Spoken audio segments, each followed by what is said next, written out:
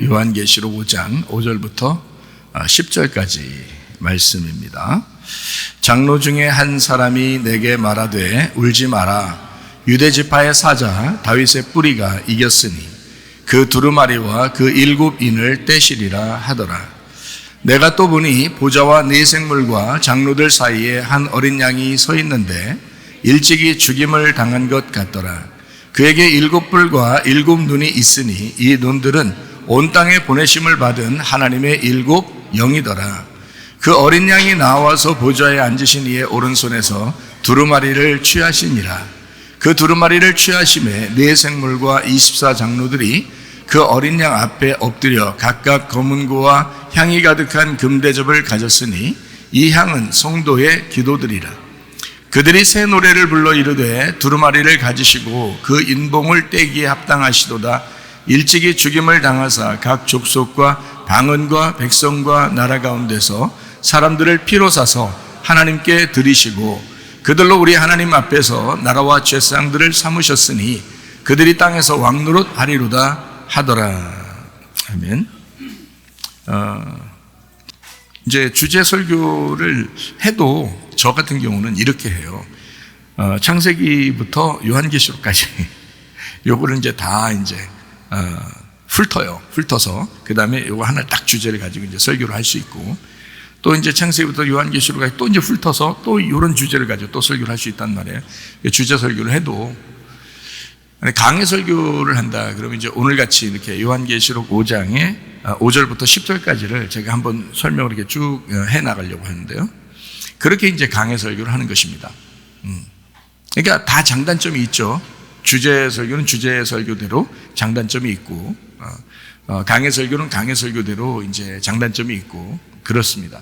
그래서 강해 설교 같은 경우를 이제 만약에 제가 한다 그러면 창세기 1장 1절부터 요한계시록 22장 마지막 절까지 제가 다 설명해 드릴 수 있습니다.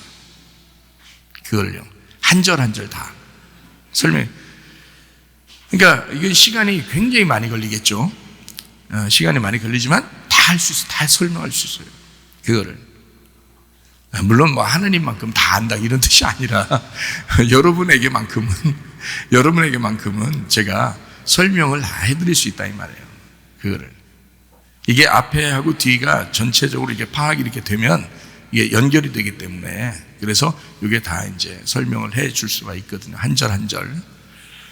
그래서 이런 이제 강해 설교다 그러면 한 절 한 절 이렇게 설명하는 것이니까 이번 5장 5절부터 10절까지를 쭉 설명하고 마치도록 하겠습니다. 자, 5장 5절 거기에 보니까 예수님을 이제 뭐라고 얘기하냐면 유대지파의 사자 다윗의 뿌리가 이겼다 이렇게 되어 있는데, 유대지파, 예수님이 어느 지파에서 나오셨어요? 예, 유대지파에서 나오셨어요. 유대지파. 예. 그래서 유대지파는 이제 동물로 말하면 어떤 동물을 이제 상징하냐면 사자 같은 동물을 상징해요. 그래서 사자가 유대지파입니다. 그러니까 마태복음 같은 경우는 이제 유대인의 왕 예수님을 이제 설명하려고 쓴 게 마태복음이에요. 그래서 예수님 태어날 때는 누가 찾아오냐면 동방박사 정도가 찾아와야 돼요. 다른 나라의 그 대사죠. 다른 나라에서 대표적으로 왕의 대신으로 이제 참가하는 그런 대신 이제 보내는 그런 대사관 정도, 대사 정도를 이제 보내는 사람이 동방박사예요. 그 당시에는. 그 다른 나라의 왕의 박사들이라고. 그래서 이 왕의 박사들은 가면은 누구랑 만나면 왕을 만나야 되는 거예요. 이쪽 나라에 가도 왕을 만나야 되는 거예요. 왕의 사신으로 왔기 때문에 그렇습니다. 그래서 처음에 와가지고 왕을 만났죠. 왕을 만났는데 아기를 안 낳았다는 거예요. 여기 아기 낳습니까? 그러니까 아기 안 낳았다는 거예요. 그래서 거기서 이제 이 동방 박사가 어디로 이제 가게 되냐면 베들레헴에 가게 됩니다. 그래서 거기에 이제 예수님을 만나고 가게 되죠. 왜냐하면 동방 박사를 마태복음에는 왜 등장시키냐면 누가복음 같은 경우는 동방 박사가 안 나타나죠. 동방 박사가 만났다고 안 하죠. 누가복음에는 예수님이 사람으로 오셨다라는 것을 강조하려고 인자, 그러니까 누가복음은 사람, 상징으로 말하면 사람, 그래서 인자, 예수님을 사람의 아들로 태어났다. 이래서 마리아의 족보를 강조합니다. 누가복음 3장에는 마리아의 족보를 강조하고요. 마태복음 1장에는 이 예수님의 아버지 요셉의 족보를 강조합니다. 왜냐하면 왕이 되려면 왕의 아들이, 그러니까 남자의 아들이 돼야 되거든요. 남자의 아들이 돼야 왕족의 아들이 돼야 되니까 그 왕족이 누구냐면 유대 지파의 다윗 왕이 있잖아요.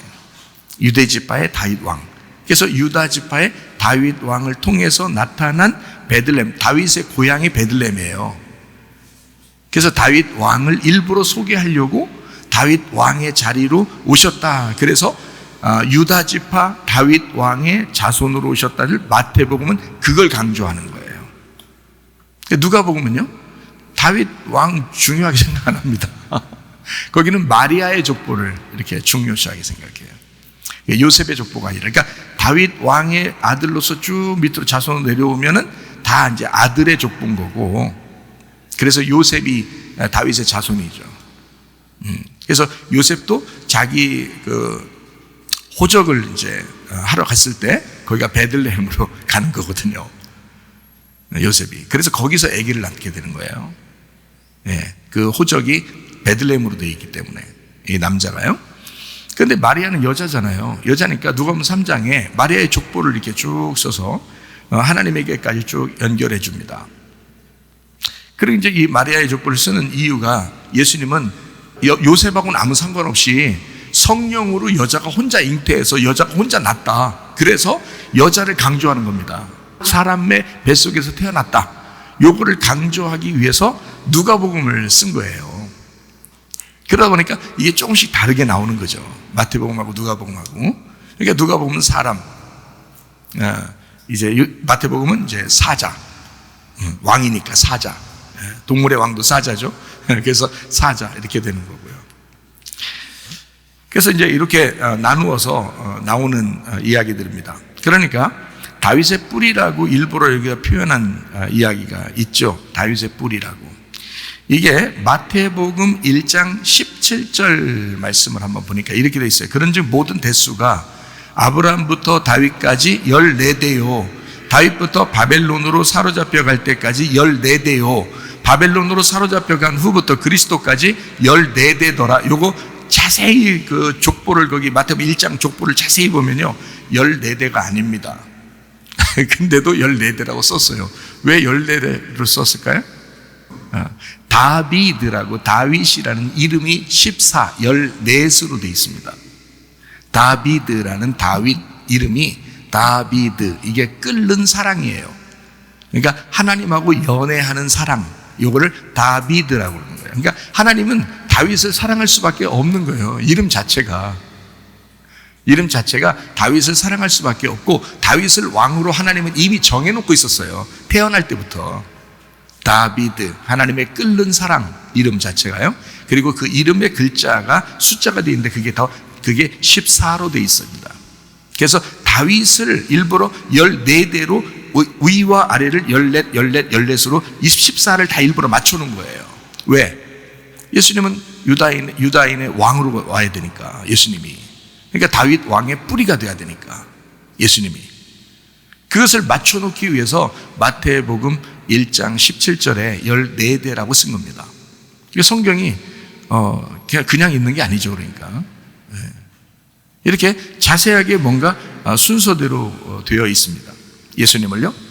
그러니까 마태복음을 왕의 귀환이다 이렇게 볼 수 있죠. 그러니까 다윗 왕은 구약에서 진짜 하나님이 좋아하시는 왕이었고, 신약에 와서 그 왕의 귀환이다 예수님이. 그래서 다윗 왕의 뿌리를 가지고 이 땅에 오신 예수님이시다, 이런 이야기를 이제 마태복음에 소개하고 있습니다. 그거를 요한계시록 5장 5절에 이제 설명하는 거예요. 요한계시록이. 그러니까 요한계시록이 마태복음하고 떨어진 책이 아니었다는 거죠. 무슨 말인지 알겠죠? 이게 구약에 있는 말하고 떨어진 책이 아니었다는 거죠. 그러니까 이게 창세기부터 요한계시록까지 요거를 울타리를 정확하게 요걸 알게 되면요, 요게 앞에든 뒤에든 요거를 정확하게 알 수가 있습니다. 예, 어렵지가 않아요, 사실은. 자, 이렇게 요한계시록 5장 5절에는 그런 설명입니다. 다윗의 뿌리, 예수님이죠. 유다인의 자손이죠. 예수님이 그렇게 오셨죠. 대신 마태복음을 자세히 보아야 되는데, 왜냐하면 예수님이 왕으로 오셨다는 걸 설명하기 위한 책이 마태복음이었으니까, 유대인의 왕으로. 그래서 누구를 중심으로 이제 족보를 써야 되냐면 다윗을 중심으로 써야 된다. 왜냐하면 왕이었으니까, 그가 하나님이 좋아하는 왕이었으니까. 사람이 좋아하는 왕은 누구예요? 다윗 전에 사울 왕이죠. 그러니까 사람들이 좋아할 만큼 크기가 크죠. 멋있었죠. 잘생겼죠. 다윗은요, 작았죠. 왜 그 말하는지 아시겠죠? 다윗이 작았지만 하나님이 좋아하는 왕이었단 말이에요. 그렇죠? 그러니까 사울과 다윗을 이렇게 비교해 놓은 거예요. 그래서 첫 번째 온 왕, 두 번째 온 왕, 진짜 왕. 사람도 첫 번째 아담, 두 번째 진짜 오신 아담 예수님, 이렇게 설명한 거예요, 성경에. 아주 간단하죠? 그래서 이렇게 두 개씩 나누는 거예요. 두 개씩 나누니까 그걸 선악과라 그러는 거야. 두 개씩 나누니까. 근데 그게 두 개가 합쳐지면 완성이 되면 되거든요. 그래서 육체가 죽어버리면 영이 부활하는 거예요. 그래서 그 육체가 죽어서 없어진 거를 영이 부활한다 해서 그거를 하나가 됐다, 연합이 됐다. 그래서 죽는 그 순간 예수님이 다 이루었다 그런 거예요. 이게 완성됐다 이런 거죠. 그게 성경이에요. 그러니까 성경을 어렵게 보면 너무 어렵고, 너무 그렇다고 쉽게 보면 너 나 쉽게 보냐 이렇게 되잖아요. 그냥 읽으세요. 그냥 무조건 일단 읽으세요. 일단 읽으면 여기 설교하는 게 다 이해가 돼요. 그리고 다 들으면 이제 또 다시 반복해서 듣는 거 있잖아요, 우리 설교를. 그러면 이게 성경이 여러분 읽은 만큼 이해가 돼요. 여러분이 읽은 만큼. 그러니까 얼마나 이게 중요한지 몰라요. 저도 계속 듣습니다. 확인하고 듣고 이럽니다. 자, 요한계시록 5장 5절에 왜 이런 식으로 썼는지 아시겠죠? 그죠? 그래서 유다 지파의 사자 다윗의 뿌리가 이겼다. 이겼다. 뭘로 이겼어요? 이겼다 그러면 반대로 뭐가 나와야 된다? 죽음이 나와야 된다. 그러니까 이겼다 그러면 죽음이 나오는 거예요. 그러니까 요거를 잘 생각하기가 어려워요. 반복해서 자꾸 얘기해주고 반복해서 생각을 해야 되는데 그게 잘 안 되잖아. 여러분, 이겼다 그러면 막 후렴해서 이겼는가 없다 이렇게만 생각한단 말이에요. 물론 광야에서 시험을 이긴 거죠. 십자가에 달려 돌아가실 때도 이겼다 그러죠. 그러면 이제 무슨 말이냐면 죽음이 곧 승리다라는 것을 얘기하는 거예요. 자기는 죽었는데 부활에 승리하잖아요. 이걸 이겼다 그러잖아. 근데 부활했다는 말은 죽음이 없이는 부활했다는 말이 없잖아요. 그러니까 죽었다, 부활했다 이렇게. 그래서 이걸 이겼다 이러는 거거든요. 그러니까 저는 여러분에게 복음을 가르쳐 줘야 되잖아요. 그 복음이 십자가의 복음이에요. 그 십자가의 복음이라는 것은 죽음을 전제로 한 부활이라는 거죠. 그러니까 죽었다 그러면 승리하는 거야. 이건 반드시 부활하니까. 그래서 죽었다 그러면 부활하는 것이다. 이래서 이제 이거를 나에게 적용한다면, 예수님은 죽으심으로 부활하셔서 승리하셨죠. 나에게 적용한다면 나는 말씀에 의해서 나는 패배하고, 그래서 내가 없어지고, 그리고 주님 안에서 나를 살려주시면 그러면 주님의 이름으로 내가 살 수 있겠다. 이게 이김이란 말이죠. 그걸 이긴 자. 그래서 너가 이기는 자는 생명나무 열매를 주워 먹게 하겠다, 뭐 이런 얘기가 있잖아요. 그렇죠? 그러니까 선악과 먹은 놈들은 이겨야 돼. 생명나무 먹으려면 어떻게 이긴다고요? 금방 또 까먹으면 안 되겠죠? 금방. 선악과 먹은 놈들은 어떻게 이겨야 된다고? 너 패배당함으로 이겨야 된다. 네가 죽음으로 이겨야 된다. 십자가의 죽음을 붙들고 믿음으로 이겨야 된다. 이런 말이에요. 그게 이긴다는 뜻이에요. 그러니까 이게 유다 지파의 사자 다윗의 뿌리가 이겼다 하는 것은 그 죽음으로 완성하여 이기신 분, 이런 얘기죠. 왕이신 그분이 이 땅에 내려와서 나를 위하여, 이 땅의 왕을 위하여 죽으신, 그래서 이기신 그 예수님, 이런 얘기죠. 자, 이제 5장 5절은 이해가 되겠죠? 왕의 귀한, 그냥 오신 왕이 아니라 이긴 왕, 이기신 왕, 그분이 귀한하신다. 이제 이런 놀라운 이야기죠. 자, 요한계시록 5장 6절 말씀을 보겠습니다. 6절 말씀 보니까 여기에는 한 어린 양이 나와요. 이 어린 양. 여기서 핵심이 어린 양이죠, 그죠? 핵심이 어린 양. 근데 그 어린 양을 설명을 합니다, 여기서. 뭐라고 설명하냐면 7 뿔을 가지고 있다, 이렇게 했습니다. 그죠? 거기 여린 양이 있는데 죽임을 당한 것 같은데 그게 7뿔이 있다 그러잖아요.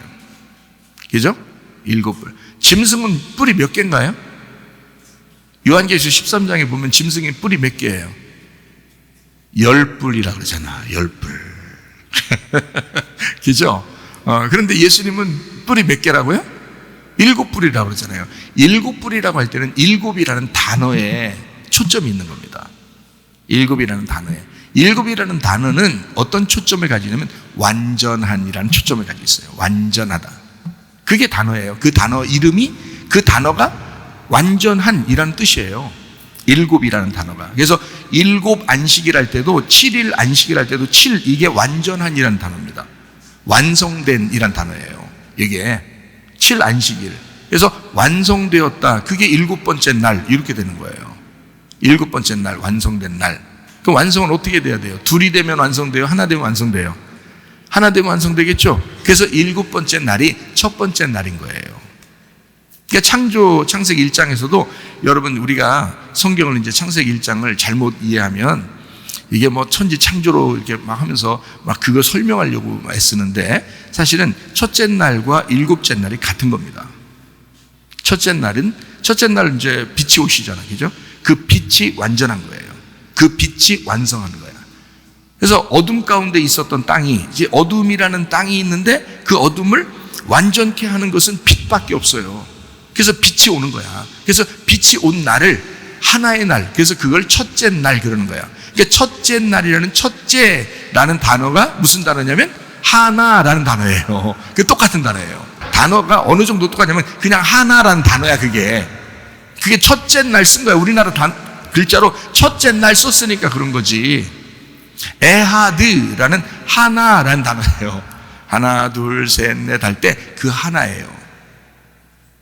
하나.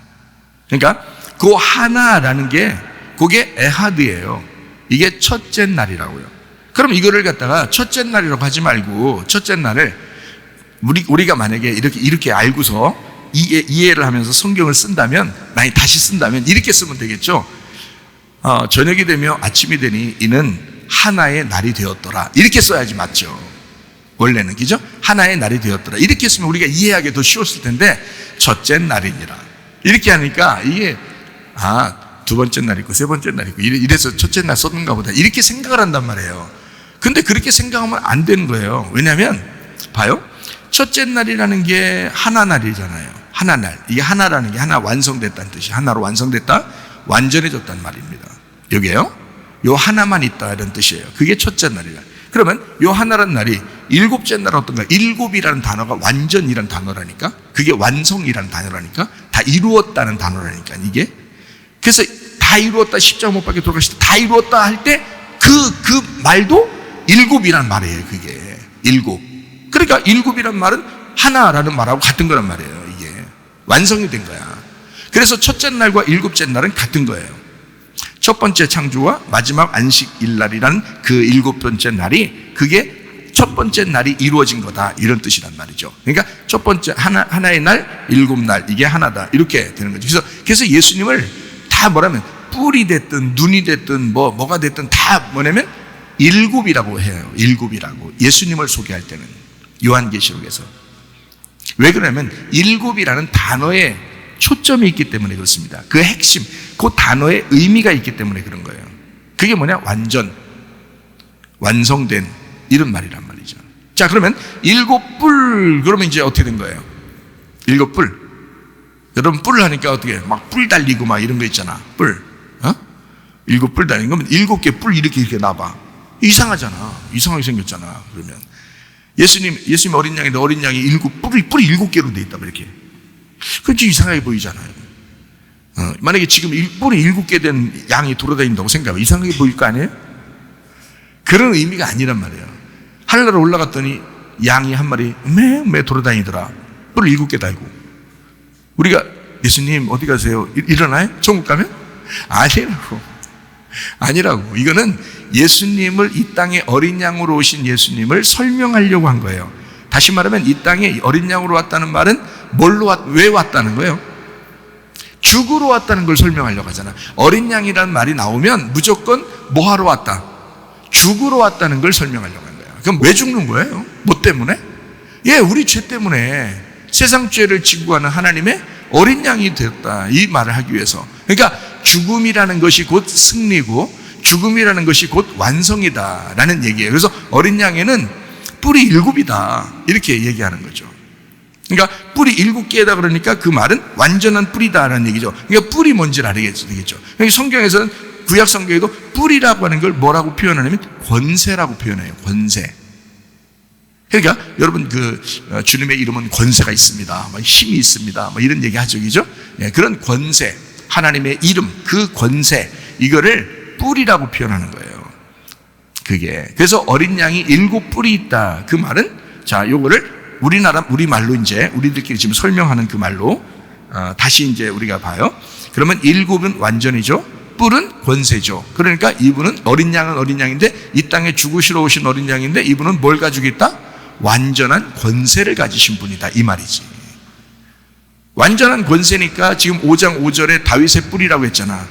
다윗의 뿌리로 오셨으니까 유다 지파의 타자 다윗의 뿌리가 이겼다. 이분은 어떻게 됐다? 왕이 됐다는 얘기잖아요. 왕이 됐다는 얘기. 그래서 5장 6절에 이분이 왕이 된 어린 양이, 그 예수님이 7뿔을 가졌다. 그러니까 완전한 권세를 가지신 분이다. 왕의 권세를 가지신 분이다. 왕의 귀환이잖아요, 지금. 그 왕이신 분이 나를 위해 죽으셨는데, 그 어린 양인데 그분이 왕으로서 우리에게 귀환하시는 분이다. 이렇게 지금 보는 얘기잖아요, 이 얘기가. 자, 7뿔이 있고 거기 보니까 7눈이 있더라 그랬어요. 7눈. 7은 뭐라고요? 7은? 금방 얘기했었죠. 이것까지 잊어버리면 진짜 곤란해요. 서로 얘기하기가 대화가 안 돼 잘. 자, 7은 뭐라고요? 완전하다, 완성됐다, 다 이루었다, 이런 말이에요. 그러니까 7이라는 단어 자체가 그 단어예요. 자, 그러니까 이렇게 7이라는 것이 있는데 눈이 7개래요. 여러분, 만약에 사람이 아니면 어린 양이라 했으니까 어린 양으로 합시다. 어린 양이 여기 돌아다니면서, 우리 하늘나라 올라갔는데 하늘나라에 어린 양이 돌아다니는데 눈이 7개야. 이렇게 7개. 그 우리가 예수님 어디 가세요? 이러면 진짜 이상한 거예요. 진짜 7개 눈을 가지고 있겠냐고. 양이 7개 눈 달고 다니겠냐고. 막 진짜 무서울까, 쳐다볼까봐. 그러니까 이건 아니야, 진짜. 이건 아니야. 이건 그렇게 보면 안 되지. 7은 완전하다, 그죠? 그리고 눈, 그러니까 이 눈이 뭐냐는 걸 사람들이 헷갈릴까봐. 눈은 쳐다보는 거잖아요, 이렇게. 쳐다보는 거잖아요.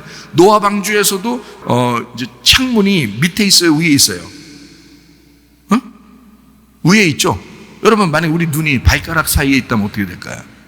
누구 쳐다보려면 이렇게 해야 될 거 아니에요? 응? 뭐 쳐다보긴 보여야 되니까 이렇게 다녀야 될 거 아니에요?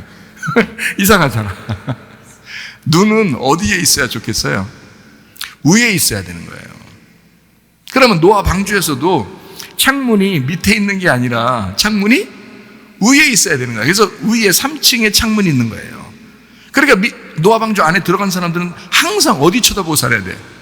3층 거기 창문 거기 왜냐면 거기만 밝으니까.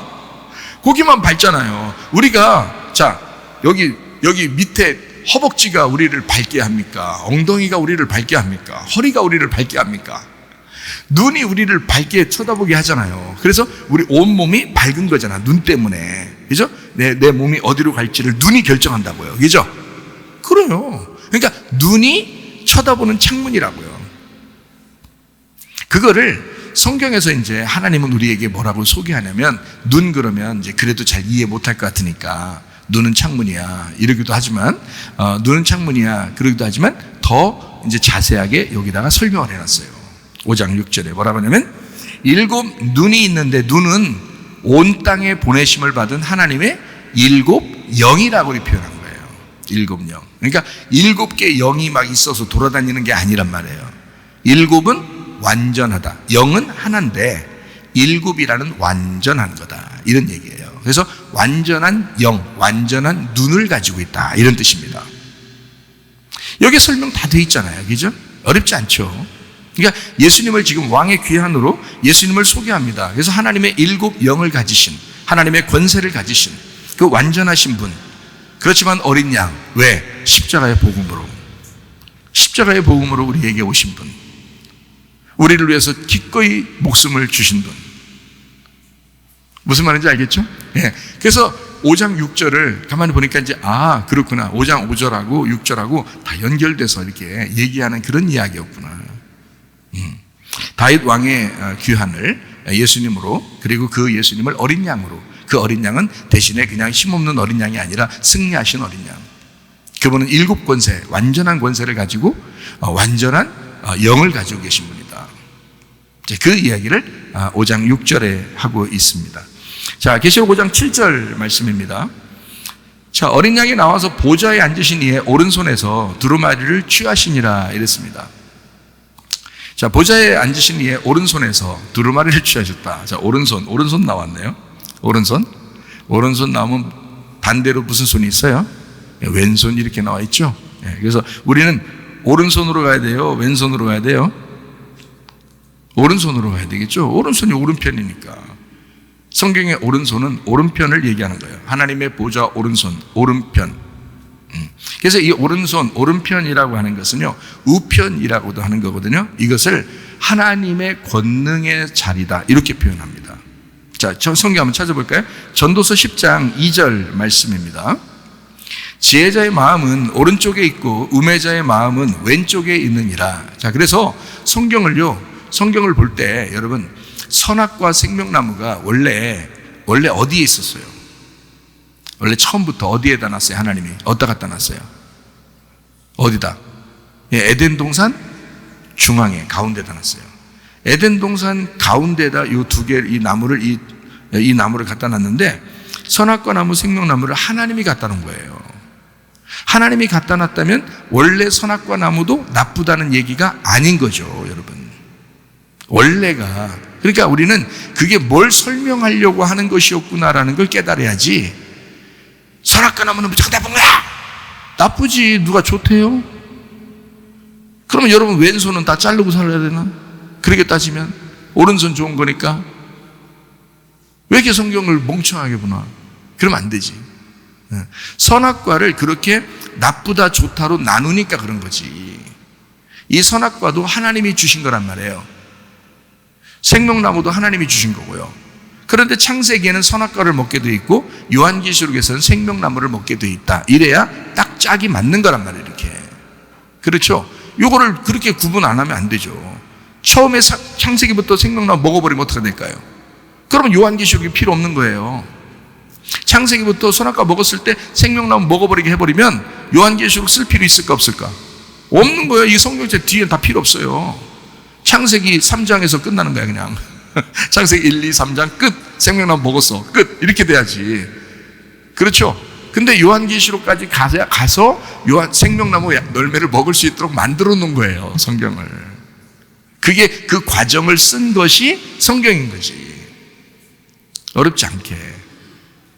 그러니까 선악과도 먹을 수밖에 없었던 거고, 생명나무도 우리가 지금 예수님 안에서 먹을 수밖에 없는 얘기예요. 이 두 개가. 그러니까 하나님 먼저 먹어야 될 것과 나중에 먹어야 될 것을 얘기해 준 거예요. 그러니까 먼저 우리가 알아야 될 말씀과 나중에 알아야 될 말씀을 얘기한 거죠. 그러니까 먼저 알아야 될 말씀이 뭐라고요? 율법. 나중에 알아야 될 말씀이 복음. 이렇게 되는 거지. 그래서 선악과를 율법이 와야 된다, 이런 얘기고요. 율법이 오면 사람을 이렇게 딱 심판하잖아요. 그죠? 그리고 죄 가운데 이제 우리를 거하게 만들고 죄를 만들어냈죠. 그죠? 너 죄인이야. 이러고서 사망하게 만들어놨잖아요. 그리고 생명나무 열매를 주어서 그 사람을 생명으로 살리는 거죠. 부활시키는 거란 말이에요.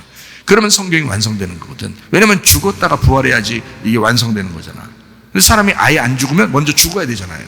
그래서 율법이 필요한 거거든요. 네. 그래서 선악과 먹으면 너 죽는 거야 라고 얘기했잖아요, 하나님은.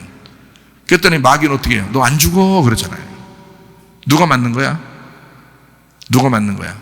하나님이 맞는 거죠. 너 선악과 먹으면 죽는 거야. 그러면 하나님 말한 게 맞는 거죠. 죽어야죠. 그리고 생명나무 먹으면서 살리는 거지, 그죠? 그런데 이 마귀는, 뱀은 뭐라 그러냐면 너 안 죽어, 안 죽어. 너 이거 먹으면 안 죽어. 그래서 안 죽으려고 하는 사람들이 많아지는 거예요. 자꾸 자기를 포기를 안 해. 자기를 자꾸 안 내려놔. 다 짓거려. 응? 다 짓거려. 그래서 짓거려, 사람들이. 자꾸. 자꾸 다 짓거려. 아들도 짓고, 딸도 짓고, 뭐 돈도 짓고, 지 생명도 짓고, 뭐 그냥 자기 뭐 모든 것도 짓고 다 짓거려. 왜 짓거려 이렇게? 안 된다고. 그런 뜻 아니잖아. 그렇게 하지 말라고 그러잖아. 율법을 주신 것은 너희들 선악과 먹은 인간들, 먼저 인간으로 태어난 너희들, 유전과 전통으로 태어난 너희들, 땅의 운명으로 태어난 너희들이 율법을 통하여 너희들 자신이 죄인임을 깨닫고 그 죽음 가운데 들어가라고, 그래서 율법을 주신 거란 말이에요. 이게 정확한 율법이 오신 뜻입니다. 그래야 진짜 복음이 오는 거 아니에요, 그죠? 그래서 그 십자가의 복음이라고 하는 게 진짜 복음이라는 얘기야. 십자가의 복음을 통해서 진짜 우리를 부활시키는 거잖아요. 네. 그래서요, 오른쪽이라고 하는 건 하나님이 좋아하는 쪽이다, 이런 건데요. 왼쪽과 오른쪽을 이렇게 나눈 거예요. 어떻게 나눈 거냐면, 선악과가 왼쪽이라면 생명나무가 오른쪽이에요. 그러니까 선악과 먹고서 우리는 왼쪽에 있었죠. 왼쪽과 오른쪽의 가운데 누가 있어요? 예수님이 돌아가실 때 두 강도가 어디서 죽었어요? 예수님의 양쪽에서 죽었잖아요. 뭐 틀림없이 한쪽은 왼쪽일 거고 한쪽은 오른쪽일 거예요, 그죠? 근데 한쪽 편 강도는 예수님을 안 받아들였고, 한쪽 편 강도는 예수님을 받아들였잖아요, 그죠? 네, 그러니까 예수님은 가운데 있었고 양쪽에 강도가 있었단 말이죠. 뭘 얘기하려고 그러냐면 예수님이 가운데 있고 한쪽과 한쪽, 왼쪽과 오른쪽이라고 하는 것을 설명해 놓은 거예요. 그래서 왼쪽이 예수님이 왼쪽을 위하여 죽으시고 오른쪽으로 간다는 얘기야. 그래서 한쪽 편 강도가 구원을 받는 겁니다, 이 얘기가요. 그걸 설명해 주려고 했던 거예요. 그러니까 한쪽 편 강도는 선악과 먹고 그냥 예수를 정죄하고 죽어버린 거고, 한쪽 편 강도는 예수님에 대해서 이제 믿은 거죠. 그래서 생명나무 열매를 먹게 되는 겁니다. 그러니까 낙원에 이르는 거죠. 그걸 이제 나타내기 위해서 가운데 예수님이 죽으시는 그 모습을 설명하고 있습니다. 그게요. 그러니까 왼쪽도 나쁜 게 아니고 오른쪽도 나쁜 게 아니에요. 한마디로 말하면 순서적으로 왼쪽에 있다가 오른쪽으로 간다는 것으로 여러분이 기억하면 된다는 거예요. 그래서 우리가 지금 왼쪽에 살고 있구나.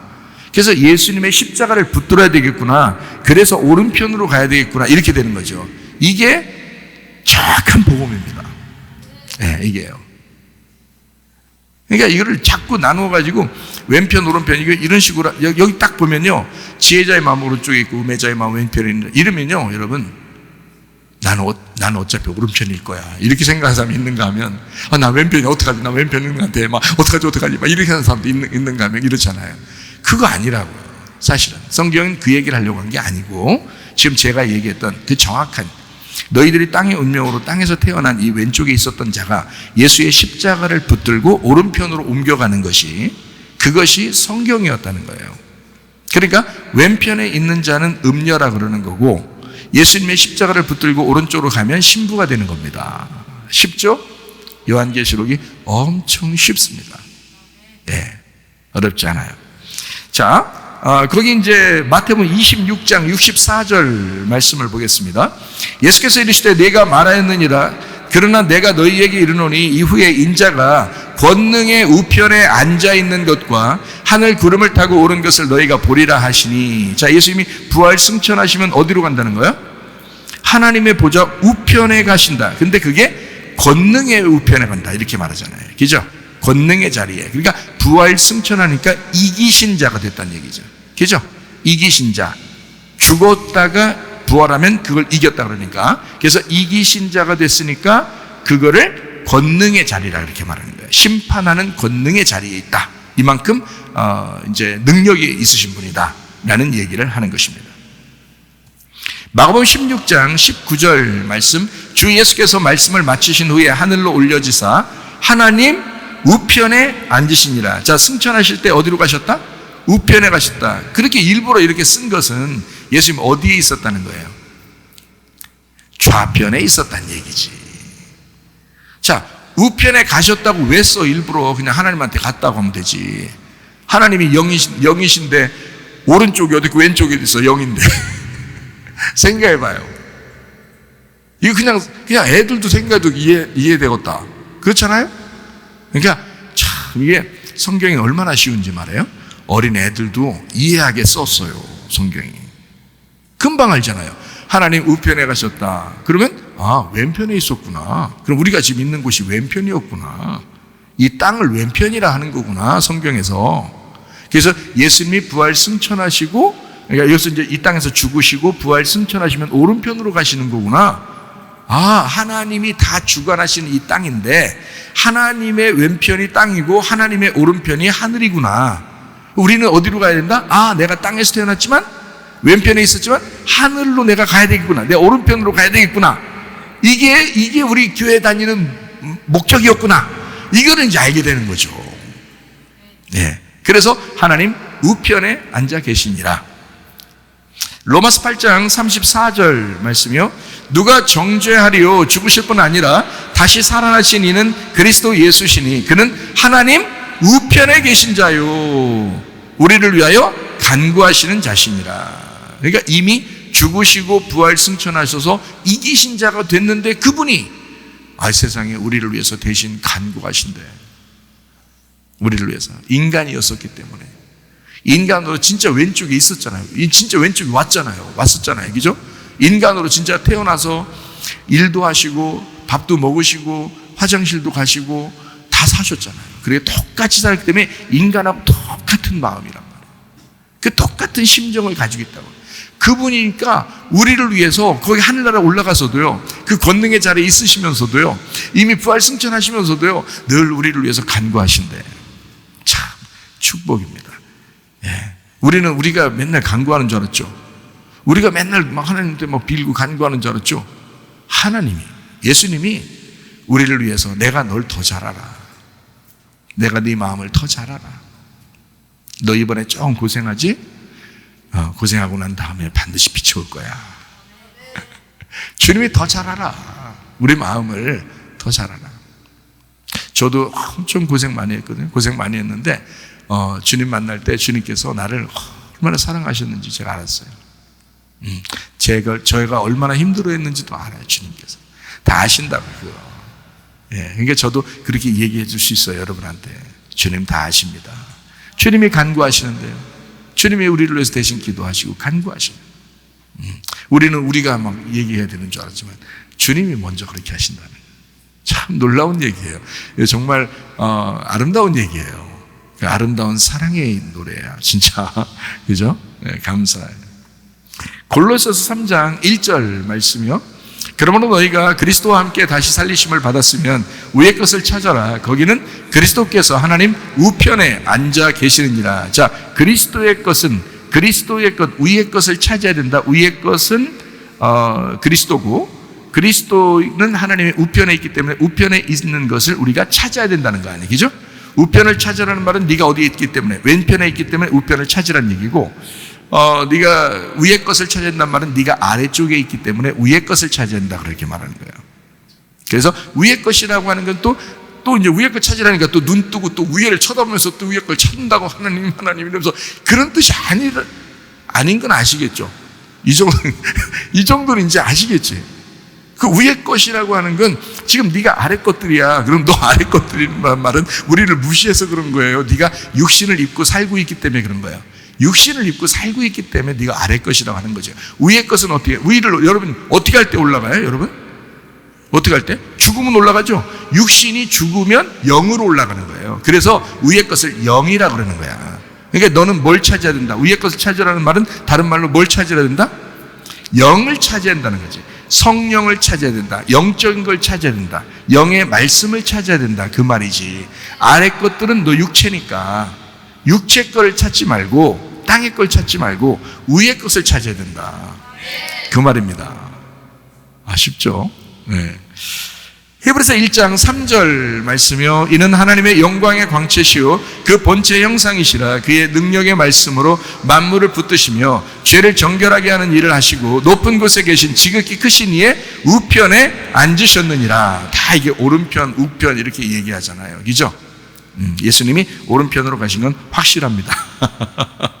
자, 요한계시록 5장 7절 말씀 보니까 어떻게 했다고요? 보좌에 앉으신 어린 양이 오른손에서 이렇게 돼 있잖아요. 그러니까 그는 어떻게 된다? 권능의 자리에, 그 권세의 자리에, 그리고 하늘의 영의 자리에, 이 말이죠. 그곳에서 우리를 위해서 기도하시는 그분, 그 어린 양 되신 예수님. 우리하고 좀 친근하죠, 그죠? 이제는 좀 친근해지죠. 멀리 계신 분이 아니다, 사실은. 우리 마음 가운데도 왼쪽이 있고 오른쪽이 있어요. 그러니까 너의 마음이 왼쪽에 있던 그 마음, 그 밭으로 말하면 어느 밭일까요? 왼쪽에 있는 밭이 마음이 길가밭이지. 길가밭만 있나? 돌짝밭이지. 돌짝밭까지만 있나? 가시밭이죠. 그게 다 왼편이야. 왜 오른편으로 가면 어떻게 돼? 좋은 밭이죠. 그게. 그러니까 오른편으로 옮기는 거야. 우리를 이쪽 왼쪽에서 오른쪽 계속 앞으로 해서 오른쪽으로 옮기는 거예요. 이 마음의 밭을. 예, 그래서 우리 마음의 왼편에 있던 너가 오른쪽으로 간다. 이렇게 이야기하는 것입니다. 자, 요한계시록 5장 8절 말씀이요. 그 두루마리를 취하심에 네 생물과 24장로들이 그 어린 양 앞에 엎드려 각각 검은고와 향이 가득한 금대접을 가졌으니 이 향은 성도의 기도되리라 그랬습니다. 그 검은고와 향이 가득한 금대접 이렇게 돼 있어요. 그래 놓고 뭐라고 되면 이 향은 성도의 기도들이라 이렇게 말을 했습니다. 그러니까 여기에는 검은고라는 것은 이제 뭐 할 때 쓰는 거예요? 검은고 할 때, 검은고 탄다 이런 거 할 때 그러잖아요. 검은고 탄다 이런 걸 뭐 할 때, 이제 영어로 말하면 하프 같은 거겠죠, 그죠? 이제 하프 같은 이건 악기잖아요, 악기. 뭐 할 때 쓰는 거예요? 예, 노래할 때 하는 거예요, 노래할 때. 그럼 세상 노래 막 띵가띵가 세상 노래 때문에 그래요? 아니면 이거는 찬양을 얘기할까요? 찬양을 얘기해요. 그럼 검은고가 있고 그 다음에 이제 향이 가득한 금대접이 있다 이렇게 돼 있어요. 그러면은 하나는 찬양이고 하나는 이 향은 성도들의 기도다 했으니까 하나는 찬양이고 하나는 기도인 거지. 그럼 이 두 개가 나누어진 얘기일까 같은 얘기일까? 같은 얘기죠. 그래서 찬양은 곧 기도란 말이에요. 기도가 곧 찬양인 거고. 무슨 말인지 알겠죠? 그러니까 찬양은 저절로 나와야 되는 거예요. 저절로. 왜 저절로 나와야 되는 거냐면 말씀과 기도로 거룩해지면 찬양이 나오게 돼 있는 거란 말이죠. 네, 찬양은 자동적으로 나오게 돼 있는 거란 말이에요. 그러니까 그 찬양이 기도인 거예요. 그래서 말씀이 곧 기도다 이렇게 말하는 거야. 기도가 곧 말씀이다 라고 얘기하는 거고요. 사람들이 왜 자꾸 실수하고 이렇게 실패하고 그러는지 알아요? 기도하면서 이상한 말하고. 왜 그러냐면 정상적이지 않고 이렇게 기도하면서 정상적이지 않아지게 되는 이유는 말씀을 균형을 못 잡아서 그런 거예요. 말씀을 몰라요. 자세하게 말씀을 가르쳐 줘야 돼요.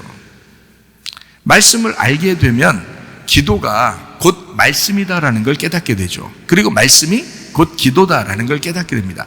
그렇다고 막 성경 구절 막 앉아가지고 무릎 꿇고서 성경 구절 다 막 외우는 창세기 1장 1절 창세기 2장 3절 막 이렇게 하는 게 꼭 기도라고 하는 그런 말씀이 기도 그런 얘기일까요?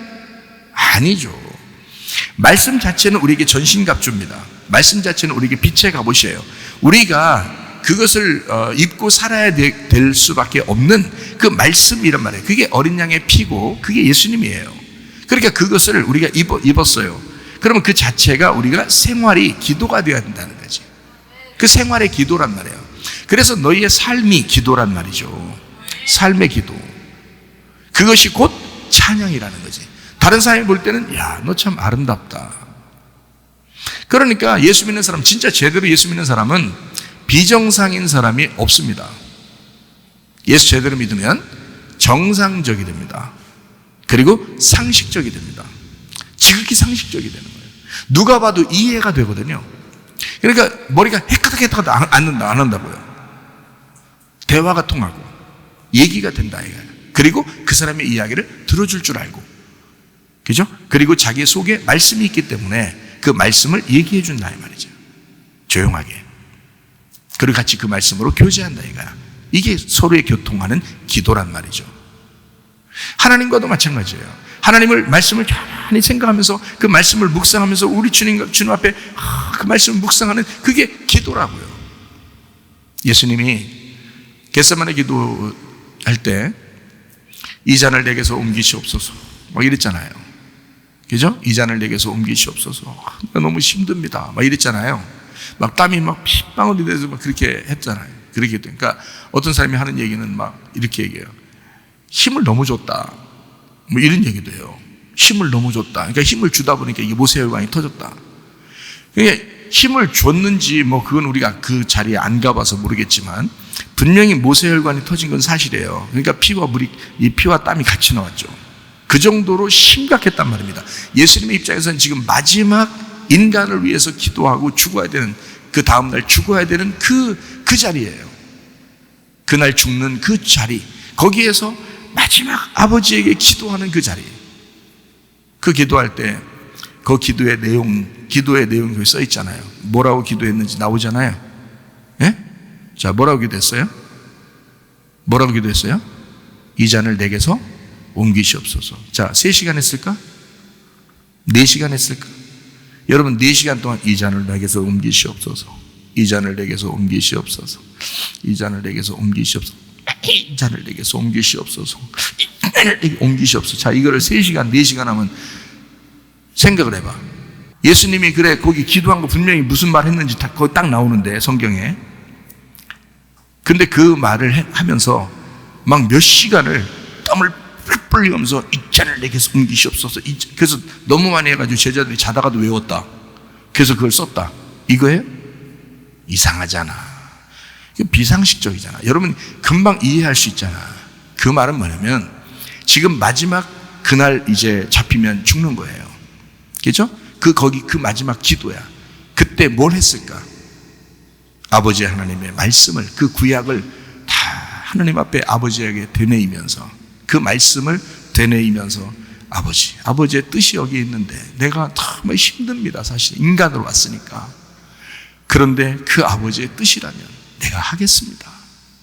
그 아버지의 뜻이 성경에 다 기록되어 있으니까, 자기에 대한 이야기가 다 기록되어 있으니까 그 기록된 말씀을 생각하면서, 마지막 아버지를 말씀을 생각하면서 그렇게 아버지 이 잔을 옮기시옵소서. 그런 거지. 척보면 모르겠어요? 척보면 모르겠냐고. 왜 성경을 왜 안 읽냐고. 왜 성경을 모르고 막 밤새도록 막 이상한 소리 하고 그러면 그게 기도인 줄 알고 그러냐고. 왜 성경을 안 읽냐고. 왜 제대로 성경을 배우질 않냐고. 이상하지 않냐 이거야. 누가 봐도 이상하지 않느냐 이거야. 그런 게 아니라는 거지. 기도는 말씀인 거야. 말씀이 기도인 거고, 그 기도는 찬양인 거야. 그래서 검은고와 향이 담긴 그 금대접이 같이 나오는 거예요. 기도는 곧 찬양이다. 그 찬양이 곧 기도다. 그 기도는 아버지의 뜻을 구하는, 아버지의 뜻과 교통하는 그 말씀이다. 그게 향이다. 그게 하나님과 우리의 그 향이다. 향을 피우는 거다. 참 놀랍죠. 그러니까 참 향은 성도들의 기도라 그랬습니다. 네, 여기서는.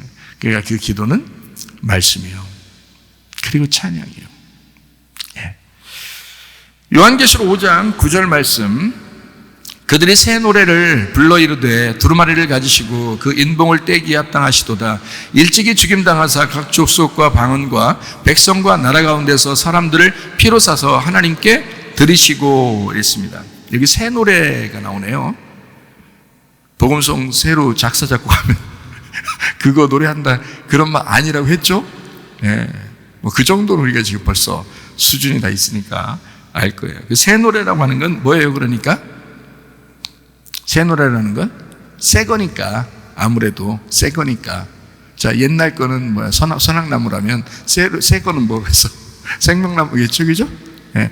옛날 나무는 선악과라면, 옛날 먹은 나무는 선악과라면 새로 먹는 거는 생명나무잖아요. 그것처럼 새 노래라고 하는 것은 율법이 아니라 복음을 얘기하는 거란 말이에요. 복음, 새 노래를 불렀다, 또는 새 노래가 있다. 이 말은 율법은 옛날 노래고요, 새 노래는 새 복음을 얘기하는 거다 이 말이에요. 새 복음. 자, 성막 성전 안과 밖에 12지파, 그리고 12지파 안에 레위인이 있고요. 그리고 그 레위인 중에서 제사장들이 있단 말이에요. 그 언약궤를 담당한 제사장들이 있어요. 자, 이 어린 양의 피로 사신 뭘 얘기하는 거예요? 이게 지금 어린 양의 피로 사신 교회를 말하는 거예요. 이게 새 노래를 부르는 사람들, 새 노래를 부르는 사람들, 새 복음을 아는 사람들, 그게 말씀 안에서 거듭난 어린 양의 피로 사신 교회를 말하는 거라며. 다시 말하면 새 복음을 외치는 자들이다.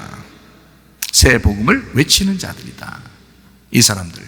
그래서 여기에 다 나와 있죠. 자, 각 족속과 방언과 백성과 나라 가운데서 사람들을 피로 사서 하나님께 드리시고 이랬죠. 예.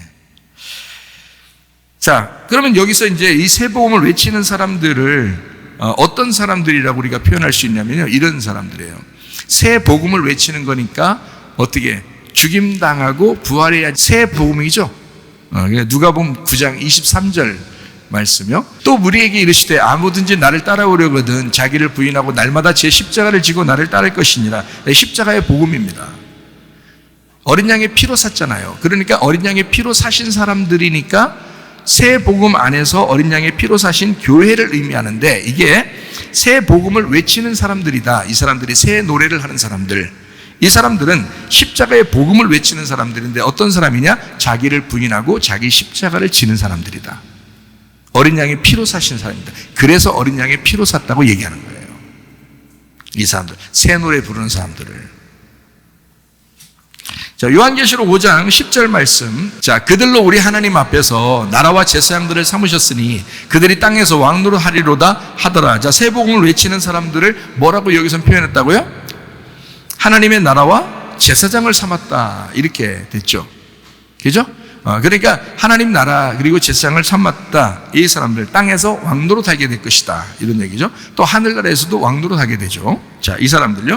자, 어떤 사람인가 우리가 한번 찾아볼까요? 베드로전서 2장 9절. 그러나 너희는 택하신 족속이요 왕 같은 제사장들이요 거룩한 나라요 그의 소유가 된 백성이니 이는 너희를 어두운 데서 불러내어 그의 기이한 빛에 들어가게 하신 이의 아름다운 덕을 선포하게 하려 하심이라. 아름다운 덕을 선포한다는 말이 요한계시록으로 보면 뭐겠어요? 새 복음이라는 얘기죠. 새 노래라는 얘기지. 그렇죠? 새 노래를 선포하게 하렵니다. 새 노래 부르게 만들 거야. 새 복음을 선포하게 만들 거야. 아름다운 덕을 선포하게 만들 거야. 너희가 어떤 사람이니까? 왕 같은 제사장들이니까, 거룩한 나라니까, 하나님의 족속들이니까, 택하신 사람들이니까. 베드로전서 2장 9절 말씀은 그렇죠? 그것이 요한계시록 5장 10절 말씀과 같은 얘기죠. 딱 보니까 그렇죠? 베드로전서 2장 9절 말씀과 요한계시록 5장 10절 말씀이 지금 같은 내용을 쓴 거죠.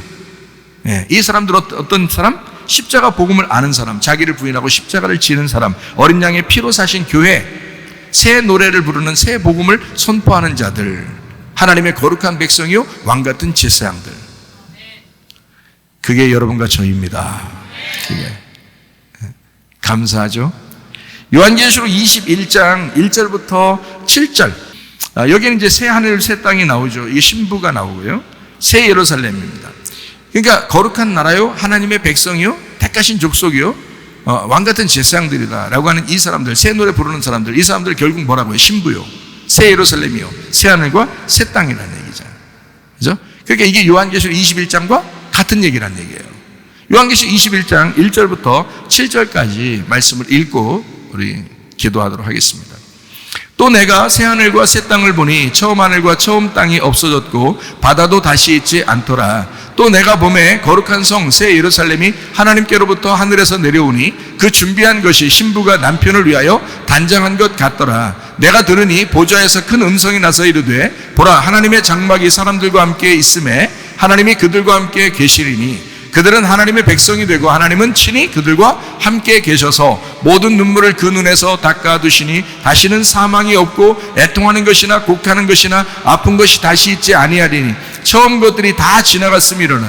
보좌에 앉으시니가 이르시되 보라 내가 만물을 새롭게 하노라 하시고 또 이르시되 이 말은 신실하고 참되니 기록하라 하시고 또 내게 말씀하시되 이루었도다. 나는 알파와 오메가여 처음과 마지막이라. 내가 생명수 샘물을 목마른 자에게 값없이 주리니 이기는 자는 이것들을 상속으로 받으리라. 나는 그의 하나님이 되고 그는 내 아들이 되리라. 아멘. 이 말씀대로 여러분과 제가 그리스도 예수의 신부가 되고 또 새로운 나라, 새로운 하늘과 새로운 땅의 주인이 되고 왕같은 제사장들이 돼서 우리 주님의 나라에 그 주님과 함께 그 어린 양 대신 십자가의 복음을 가지고 어린 양 대신 예수 그리스도와 함께 살다가 주님 만나시기를 바랍니다. 우리 한번 기도하겠습니다. 우리 한 목소리로 기도합니다. 간절히 기도하게 될 때 우리 하나님 아버지, 우리가 주님을 믿습니다. 주님을 붙들겠습니다. 주님 뜻대로 살겠습니다. 아버지 뜻대로 살다가 주님 만나게 하옵소서. 기도합니다. 우리 하나님 아버지의 사랑과 은혜를 감사를 드립니다. 하나님 아버지의 뜻대로 살다가 주님 만나게 도와 주시옵소서.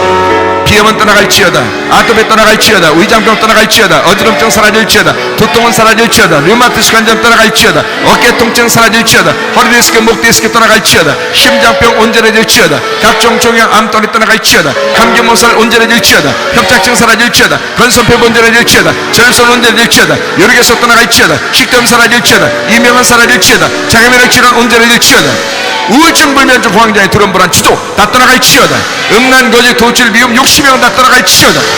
예수 그리스도 어린 양 대신 예수 그리스도 십자가의 복음을 붙들고 주 안에서 승리하며 살다가 주님 만나게 도와 주시옵소서.